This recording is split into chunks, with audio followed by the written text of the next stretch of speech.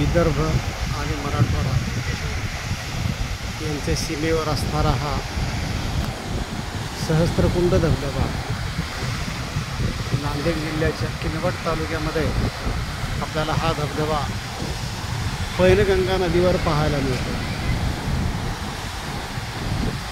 पैनगंगा नदीवर असणारा हा धबधबा साधारण 30 ते 40 फुटावरून खाली कोसळतो। अप्रतिम असं हे नयनरम्य दृश्य पाहायला आपल्याला ऑगस्ट सप्टेंबर या महिन्यामध्ये या भागात यावं लागतं।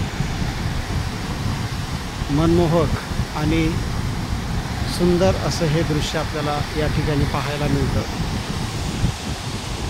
सप्टेंबर महिन्यामध्ये पाऊस जास्त झाल्यानंतर हा धबधबा रौद्र रूप धारण करतो।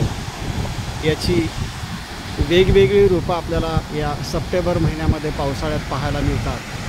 अथांग आणि विस्तीर्ण पसरलेला हा पैनगंगा नदीचा जलाशय आणि त्या जलाशयामधून हा कोसळणारा हा धबधबा, याला सुंदर आणि मनमोहक असं हे दृश्य, छान असा हा आवाज आपल्याला या परिसरामध्ये पाहायला मिळतो। या धबधब्याच्या नादमाधुर्याने पाहणारे पर्यटक हे मोहून जातात। इथून पुढेही वाहत जाणारी पैनगंगा नदी आणि या पैनगंगा नदीकाठचा हा सुंदर रम्य हिरवागार असा हा परिसर। याच मंदिर क्षेत्रामध्ये हा धबधबा पाहायला मिळतो। महादेवाचं बाणगंगा मंदिर या पैनगंगा नदीच्या काठी आहे। असं म्हणतात की